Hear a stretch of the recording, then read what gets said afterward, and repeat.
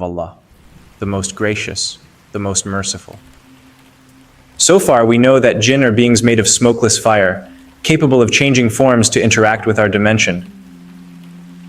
But now, things get even more intriguing as we hear about their realm directly from a jinni himself. Egyptian journalist Muhammad Isa Dawood conducted an interview with a Muslim jinni, later documenting the experience in his book Hiwar Sahafi, which was subsequently translated into Indonesian and Malay as Dialogue dengan Jin Muslim.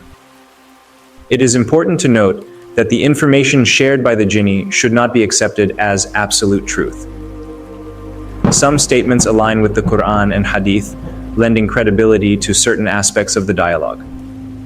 However, since this subject pertains to the unseen, the full veracity of the interview remains beyond human verification. Let's start with the interview. Isa Dawood began his conversation with a question. "Who are you?" The jinni replied, "My name is Ibn Kanjur, and I am originally from Bombay, India." Isa then asked, "How old are you?" The jinn paused briefly, staring deeply at Isa as if trying to discern his thoughts and intentions. Isa repeated his question.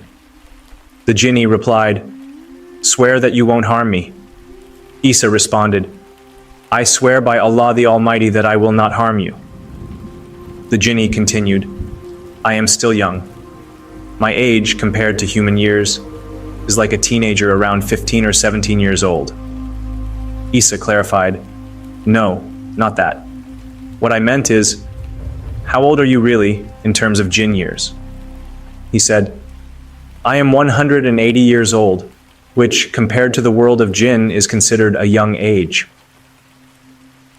Isa asked further, "Is your father still alive?"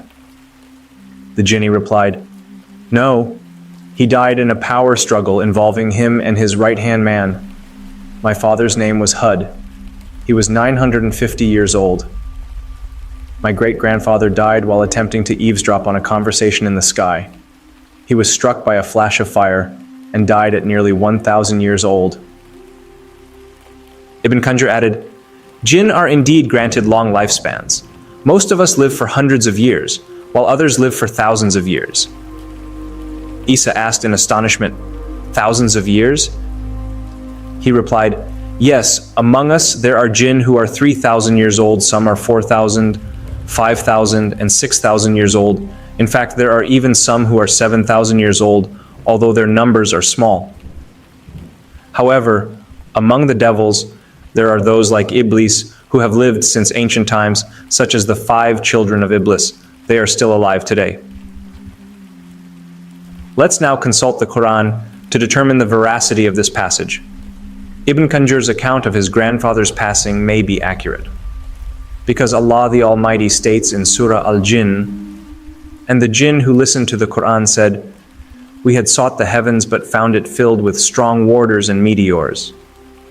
We used to sit in elevated places to listen, but now whoever tries to listen will find a flame in wait for him.'" This verse provides insight into the jinn's previous attempts to eavesdrop on the heavenly decrees. The concept of a flame or burning fire awaiting those who attempt to overhear the divine matters is further clarified in authentic hadith. Before the advent of Islam, people believed that such flames were signs of something significant occurring. However, Prophet Muhammad, peace be upon him, explained that these flames were not merely cosmic phenomena, but were in fact flames that chased the jinn who attempted to steal knowledge from the heavens. While the Quran and Hadith do not specifically mention the exact ages of the jinn, the events described in other sources indicate that the jinn have long lifespans. According to one such event, Umar bin Abdul Aziz once buried a dead snake, who indeed was a jinn, and that jinn used to listen Quran from Prophet Muhammad, peace be upon him. In addition, it is important to note that Satan, who is a jinn, existed long before the creation of Adam. This further supports the notion that certain jinn can live for extended periods. Isa recounted that Ibn Kanjur was very proud of his ability to memorize the entire Quran in just 4 months. He had boasted about this achievement in front of other jinn during a gathering, many of whom were not like him. In response, Isa advised him to praise Allah for granting him such remarkable strength and memorization skills, instead of boasting before others. Isa reminded him that Allah, who bestows such blessings, could take them away in an instant. Upon hearing Isa's advice, Ibn Kanjur appeared shocked and immediately said, "Istighfar." His jinn friend, who struggled with memorization, often reminded him that memorizing without practicing was meaningless. Isa agreed with this perspective. He recalled how a scholar had once been told about someone who had memorized all of Sahih al-Bukhari, to which the scholar had replied, "Without action, it is nothing more than words written in a book." Isa then asked Ibn Kanjur about the oldest language known to humans. Ibn Kanjur replied that his ancestors, who had been struck by God's wrath for attempting to eavesdrop on heavenly voices, had shared this knowledge with his father. According to them, their forefathers from India had passed down the understanding that Arabic was the oldest language. This belief, Ibn Kanjur added, was widely accepted and transmitted through generations within the jinn world. Isa then asked, "How do jinn look?" Ibn Kanjur replied, "Humans often mistakenly believe that jinn are terrifying creatures with deformed faces, tails like animals, and other grotesque features. These are baseless assumptions and mere human imagination." Isa responded, "Sometimes it is the jinn themselves who are responsible for these false and frightening ideas about their appearance." "How could that be?" Ibn Kanjur asked. Isa explained, "There are devils who deliberately take on scary and evil forms to frighten people or achieve certain malicious purposes." "That may be true," Ibn Kanjur agreed, "but humans have greatly exaggerated their perceptions of us. Most of these notions are nothing but lies. The devils indeed have evil and frightening forms, but Muslim jinn are granted a good and noble form by Allah." Isa then asked, "Let's correct these perceptions. What does your true form look like, as created by Allah?" Ibn Kanjur replied, "From my perspective, our form, as created by Allah, is not much different from that of humans, though there are a few small differences. For example, our heads are slightly larger in proportion to our bodies, unlike humans. Our eyes are elongated, not round like yours. Some of us have eyes that point upward, while others have eyes that are slightly slanted, resembling those of Chinese or Japanese people. One important distinction is that our eyes are not narrow like human eyes. They are generally large and wide, similar to the eyes of a deer, though still elongated." Isa remarked, "I've always heard that your eyes are always red. Is that true?" Ibn Kanjur responded, "Not always. Our eyes, like human eyes, come in various colors.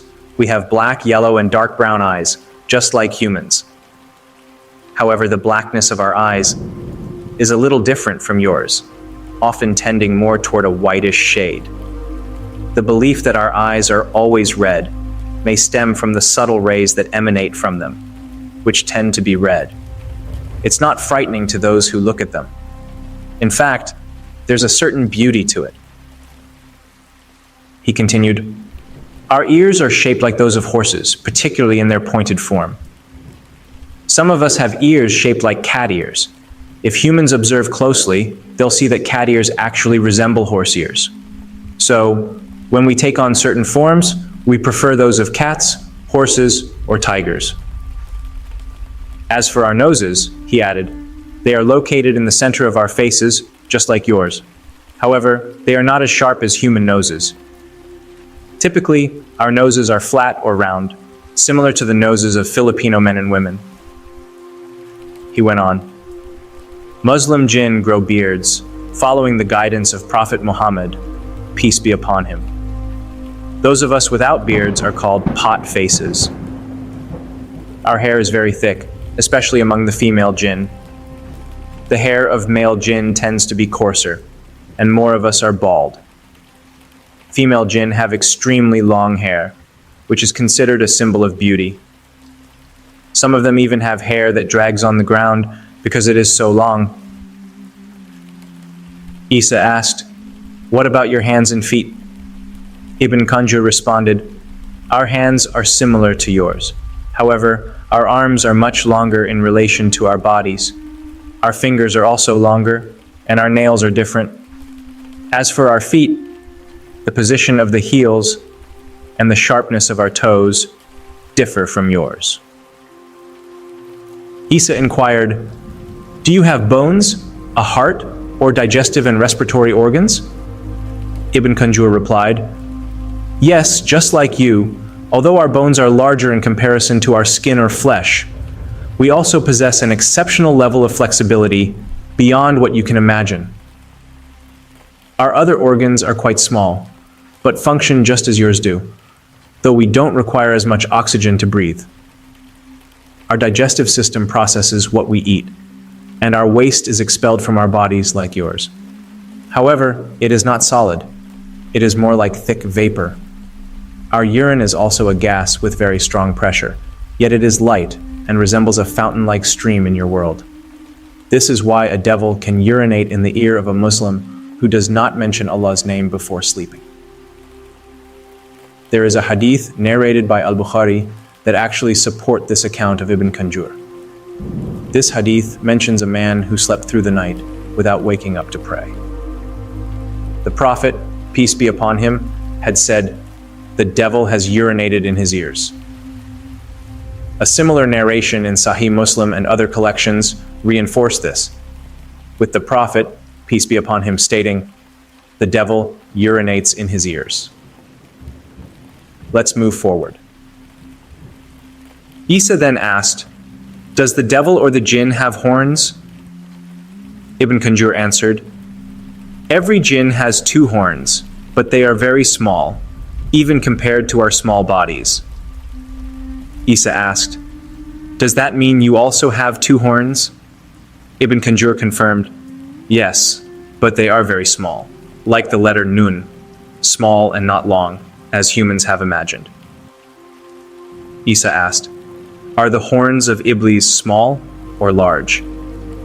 Ibn Qanjur replied, "Large, in proportion to his body. Iblis is very old, much older than the first human.